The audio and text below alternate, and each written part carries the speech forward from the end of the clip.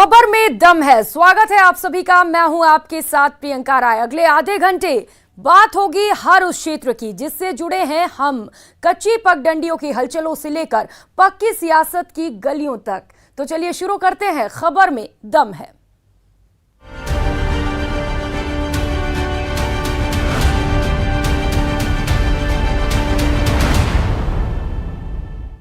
REET paper leak में रोजाना नए नए खुलासे हो रहे हैं। अब सौदेबाजी के कथित ऑडियो ने एक बार फिर बीजेपी कांग्रेस को आमने सामने ला दिया है।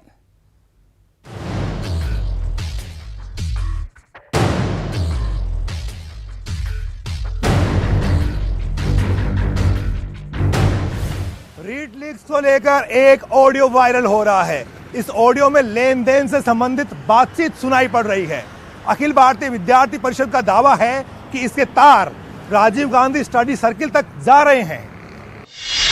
रीट लीक्स में ऑडियो की एंट्री से बवाल।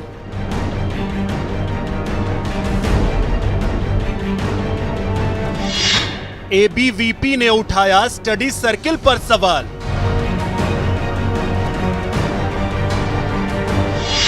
रीट लीक्स में लेन देन का ऑडियो वायरल।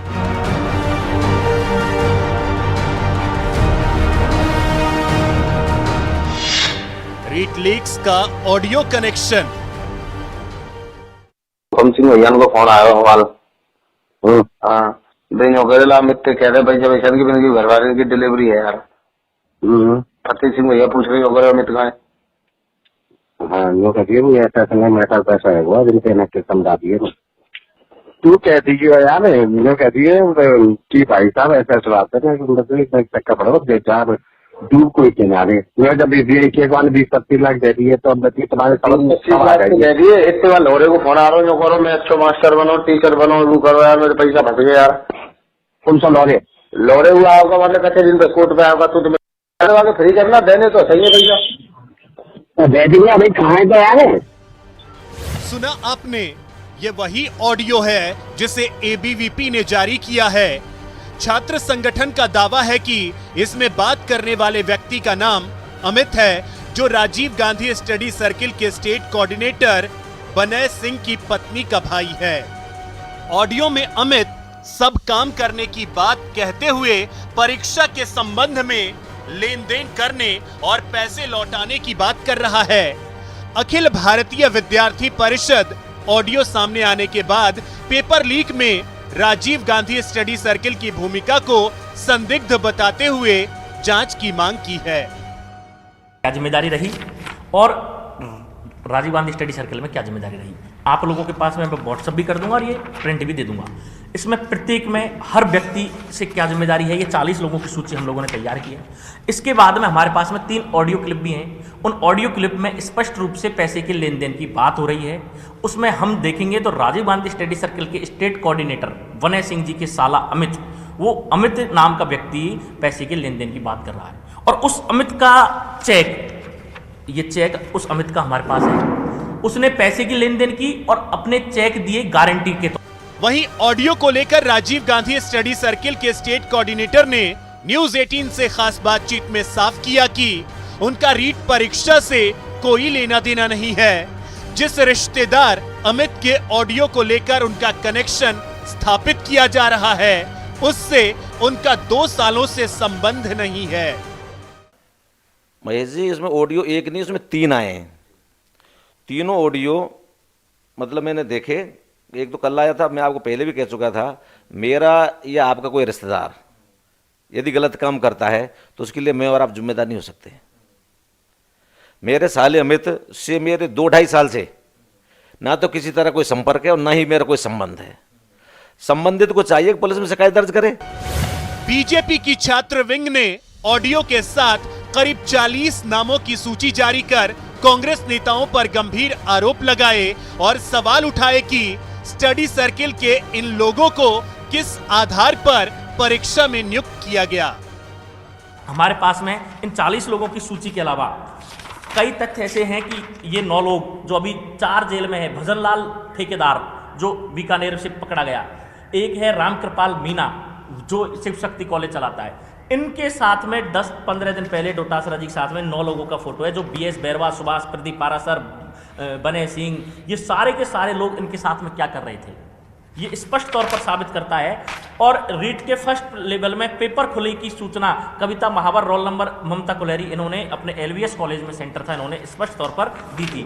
और ये राजीव गांधी स्टडी सर्किल में Mahatma Gandhi institute of governance कितना फंड देता है, इसकी भी जांच सरकार करे। ABVP ने सरकार पर सवाल उठाए तो जवाब में कांग्रेस भी कहां चुप रहने वाली थी। कांग्रेस ने ABVP के आरोपों पर पलटवार किया और ऑडियो की सत्यता पर सवाल खड़े किए। देखिए, जो भी तथ्य सामने आ रहे हैं उनको लेकर के पारदर्शिता के साथ SOG जांच कर रही है। SOG का गठन ही इसलिए हुआ है। और ABVP ने जो क्लिप जारी की है, भी उसकी ऑथेंटिसिटी, उसमें कौन है कौन नहीं है, ये सब सामने आ जाएगा। जांच तो हर तथ्य पे होगी, लेकिन भारतीय जनता पार्टी के नेताओं को, हमारे नेताओं का आरोप लगाने से पहले ये बताना चाहिए कि ऑडियो क्लिप तो पूर्व जब इनकी सरकार थी तो इनके जो शिक्षा मंत्री थे कालीचरण सर्राफ, इनके खिलाफ भी आई थी, उनके बेटों की मान्यता देने के नाम पर पैसे मांगने की। अगर ऐसी तब तो इन्होंने मांगनी की, ना कोई जांच बिठाई। तो आज जो ये आरोप लगा रहे हैं और आरोप लगाने के आधार पर जो ये कार्रवाई चाहते हैं, वो गलत है। एक और रीट लीक्स को लेकर जांच चल रही है तो दूसरी ओर रोजाना नए नए सबूत भी सामने आ रहे हैं। बीजेपी और ABVP इस मामले में CBI जांच की मांग पर अड़ी है, तो कांग्रेस सरकार किसी भी सूरत में SOG के बाहर जांच का दायरा नहीं ले जाना चाहती। ऐसे में रीट लीक्स पर फाइनल फैसला कब आएगा, ये कह पाना फिलहाल बहुत मुश्किल है। कैमरा पर्सन दिलीप चेची के साथ बाबूलाल धायल, न्यूज़ 18 जयपुर। मरुधरा में महाराणा के प्रताप को लेकर एक बार फिर सियासी संग्राम छिड़ा है। डोटासरा के बयान पर कांग्रेस बैकफुट पर है तो बीजेपी अब फ्रंट फुट पर खेल खेल रही है। रीट पेपर लीक मामले की आग अभी ठंडी भी नहीं पड़ी थी कि कांग्रेस ने बीजेपी को बैठे बिठाए एक और बड़ा मुद्दा दे दिया है। महाराणा प्रताप और अकबर पर दिए गए बयान के बाद प्रदेश में एक बार फिर से सियासी उबाल है। प्रताप अकबर युद्ध पर सियासी रण, स्वतंत्रता के संग्राम पर महाभारत, स्वाभिमानी इतिहास पर सवाल क्यों, प्रताप के पराक्रम पर प्रश्न क्यों? सवाल यही है और इसी को लेकर प्रदेश में सियासी उबाल है। और वजह है PCC चीफ गोविंद सिंह डोटासरा का नागौर में दिया गया बयान और नतीजा महाराणा प्रताप और अकबर के बीच युद्ध को सत्ता का संघर्ष बताने पर सियासत तेज हो गई है। दरअसल डोटासरा ने 17 फरवरी को नागौर जिले में कांग्रेस प्रशिक्षण शिविर के पहले दिन कहा था, बीजेपी ने अपने राज के दौरान विद्या भारती की तर्ज पर पाठ्यक्रम बनवाए। उन्होंने महाराणा और अकबर के बीच हुई लड़ाई को धार्मिक लड़ाई बताकर पाठ्यक्रम में शामिल करवा रखा था, जबकि यह सत्ता का संघर्ष था। बीजेपी हर चीज को हिंदू मुस्लिम के धार्मिक चश्मे से देखती है, जिसमें महाराणा प्रताप और अकबर के बीच के युद्ध को धार्मिक युद्ध बता दिया, क्या हिंदू और मुसलमानों की लड़ाई थी। अरे भाई, सत्ता का संघर्ष था, इनको हर चश्मे में हिंदू और मुसलमान दिखते। राहुल जी यही तो कहते हैं कि हिंदू और हिंदुत्ववादी में यही फर्क है। हिंदुत्ववादी हमेशा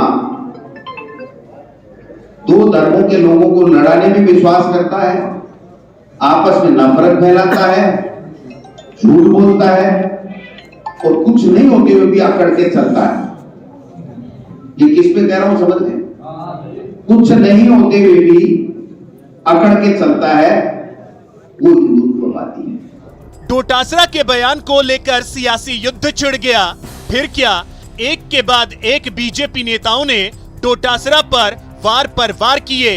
बीजेपी प्रदेश अध्यक्ष ने नेहरू गांधी परिवार पर कटाक्ष किया तो नेता प्रतिपक्ष ने महाराणा की जीवन संघर्ष की याद दिलाई। मेरे ख्याल से कांग्रेस की परंपरा रही है कि वो नेहरू गांधी खानदान के अलावा किसी को महान मानते नहीं है, और उसके बाद किसी को महान मानते हैं तो अकबर जैसे, औरंगजेब, इस तरीके के लोग उनकी नजर में महान है। अगर प्रताप ने कोई युद्ध किया तो स्वाभिमान के लिए किया, स्वतंत्रता के लिए किया। इतिहास नहीं पढ़े हो तो दोबारा पढ़ लेना। जो आते ही आया था वो यहाँ घूमने नहीं आया था। सिर्फ सत्ता का संघर्ष, उसके बलिदान को सत्ता का संघर्ष कहना निश्चित रूप से कांग्रेस की जो देश तोड़ने वाली मानसिकता है और कांग्रेस की जो सत्ता की भूख है वो दर्शाती है। उन्होंने महाराणा प्रताप और अकबर महान और अकबर को महान बताने की बात कही है। नागौर में जो उन्होंने बयान दिया कि अकबर और महाराणा प्रताप के अंदर संघर्ष सत्ता का था, इससे बड़ा दुर्भाग्य कोई हो नहीं सकता। महाराणा के स्वर्णतम इतिहास को कलंकित करने का जो प्रयास किया है, वास्तव में इस प्रकार के लोग कांग्रेस का स्वभाव रहा है कि वह देश के वीरों का अपमान करती आई है। देश के वीर चाहे कुछ भी हो, लेकिन वोटों को प्राप्त करने के लिए तुष्टीकरण की नीति अपना रही है कि अल्पसंख्यकों को खुश रखा जाए। बीजेपी ने पूरे मुद्दे को धार्मिक रंग देते हुए कांग्रेस पर घेराबंदी तेज की, तो कांग्रेसी भी पीसीसी चीफ के बचाव में उतर आए। बीजेपी की आदत हो गई है, एक जैसे बीजेपी के नेता ऐसे हो गए हैं जैसे किसी चीज़ को लपकने वाले लोग होते हैं। हमारे जयपुर में टूरिस्ट आता है, उस टूरिस्ट के आते ही उसके आगे पीछे गाइड उसको लपकने लग जाते हैं। वो आदत भारतीय जनता पार्टी के नेताओं की हो गई है। महाराणा प्रताप राजस्थान के ही नहीं देश के हम सब की वीरता के प्रतीक थे और उनका संघर्ष जो था वो हम सब ने देखा है, किस प्रकार से उन्होंने वीरता का परिचय दिया। ये हम बचपन से पढ़ते हैं, किंतु भाजपा की सोच है कि वो इतिहास की बातों को तोड़ मरोड़ के पेश करना चाहती है, जिसमें कभी वो कामयाब नहीं हो पाए। महाराणा प्रताप और अकबर के बीच युद्ध पर दिए गए अपने बयान पर डोटासरा जब घिरने लगे तो फौरन बैकफुट पर आए और ट्वीट कर नागौर में दिए गए अपने बयान पर सफाई दी। डोटासरा ने ट्वीट कर कहा कि महाराणा प्रताप की महानता पर किसी को भी रत्ती भर शक नहीं है। वे महान थे और रहेंगे, लेकिन मेवाड़ की सत्ता के लिए हुए हल्दी घाटी युद्ध में अकबर के खिलाफ महाराणा प्रताप की स्वाभिमान की लड़ाई को बीजेपी ने किताबों में हिंदू मुस्लिम का युद्ध बताकर बच्चों में जहर बांटने का काम किया। शर्मनाक। वहीं महाराणा प्रताप और अकबर के बीच युद्ध को लेकर इतिहासकारों का अलग मत है। इतिहासकारों का कहना है कि महाराणा ने सत्ता के लिए नहीं बल्कि नैतिक मूल्यों के लिए लड़ाई लड़ी थी। प्रताप ने पूरे भारत देश के लिए संघर्ष किया है, एक संस्कृति के लिए संघर्ष किया है, एक नैतिक मूल्यों के लिए संघर्ष किया है। और चूंकि मेवाड़ उनका स्थान था, इसलिए मेवाड़ की दृष्टि से भी उसको देखा जाता है। तो प्रताप का संघर्ष तो सत्ता पाने का, सत्ता मिलने का, सत्ता बचाने का, सत्ता प्राप्त करने का, इस तरह का कोई भी संप्रत्यय प्रताप के जीवन में, प्रताप का इरादा ऐसा कभी भी नहीं था। प्रताप ने जो संघर्ष किया है, प्रताप के पैरों में सत्ता आके 4-4 बार लौटी है। अकबर के द्वारा 4-4 बार प्रपोजल भेजे गए हैं कि आपको वहां का सत्ताधीश रहने दिया जाएगा, आपको मनसबदारी और भी दी जाएगी, आप एक बार मेरी गुलामी स्वीकार कर लें। तो यहां पर प्रश्न अगर सत्ता का होता तो प्रताप के पास सत्ता थी, सत्ता हमेशा बनी रहने वाली थी। प्रताप को जब राजकुमार थे, बड़े राजकुमार थे, जब उनको सत्ता नहीं सौंपी गई, छोटे भाई को सत्ता दे दी गई जगमाल को, तब भी प्रताप ने बड़े होने का हक नहीं जताया सत्ता के लिए। ये पहला मौका नहीं है जब डोटासरा ने महाराणा प्रताप और अकबर को लेकर विवादित बयान दिया हो। मंत्री पद की शपथ लेने के दौरान भी डोटासरा ने दोनों के महान होने पर कहा था कि ये तो एक्सपर्ट तय करेंगे कि कौन महान है। हालांकि बाद में उन्होंने इस बयान पर अपनी सफाई भी दी थी। Bureau report, news 18, Rajasthan. Kota की बेटी के साथ हुई दरिंदगी के बाद पूरा कोटा शहर नाराज है। खाकी के इकबाल पर सवाल उठ रहे हैं कि आखिर आरोपी कोचिंग टीचर पुलिस की पकड़ से अब तक क्यों बाहर है।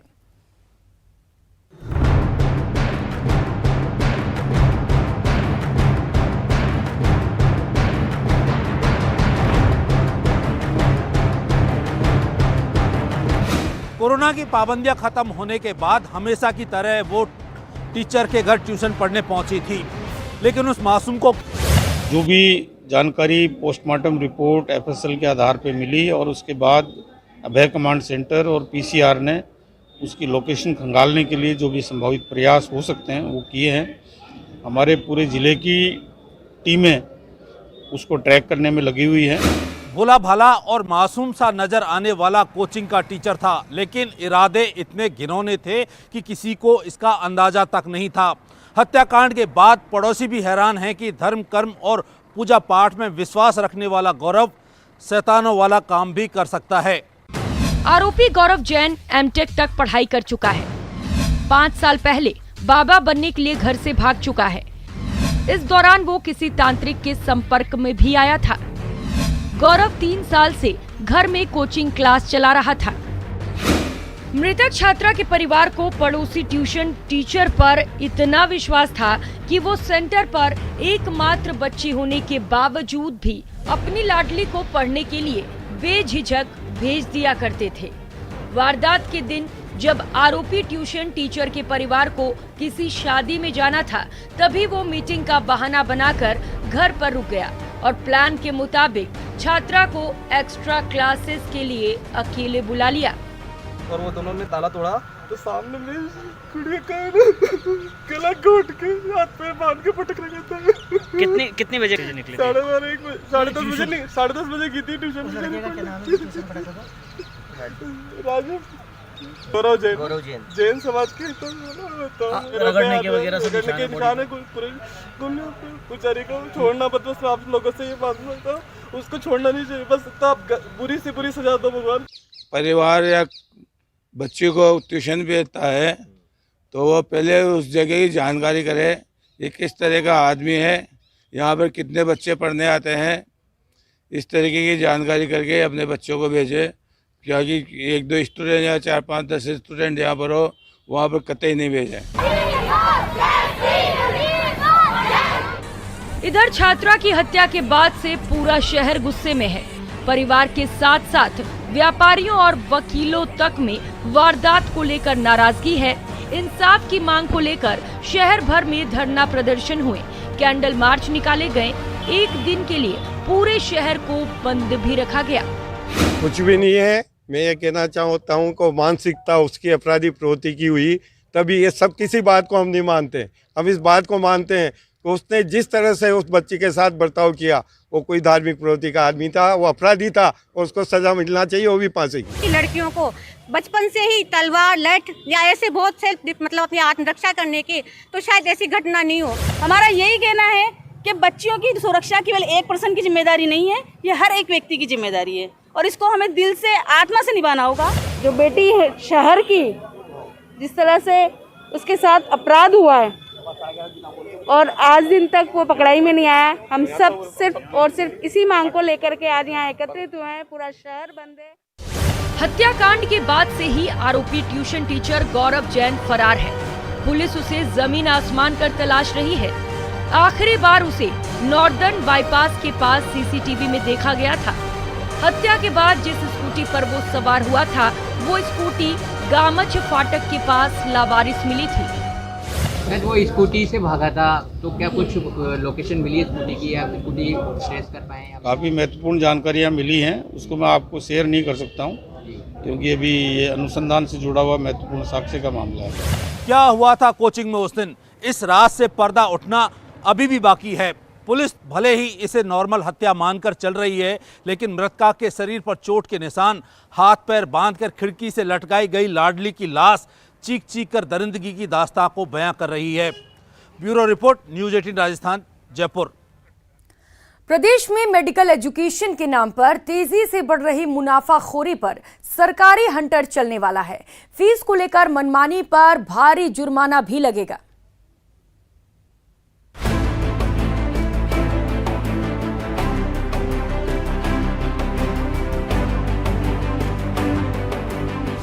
वडोदरा में प्राइवेट मेडिकल यूनिवर्सिटीज की फीस को लेकर मनमानी पर सरकारी हंटर चलने वाला है। गहलोत सरकार कोटा में दर्दनाक हादसा सामने आया, जहां बारातियों को ले जा रही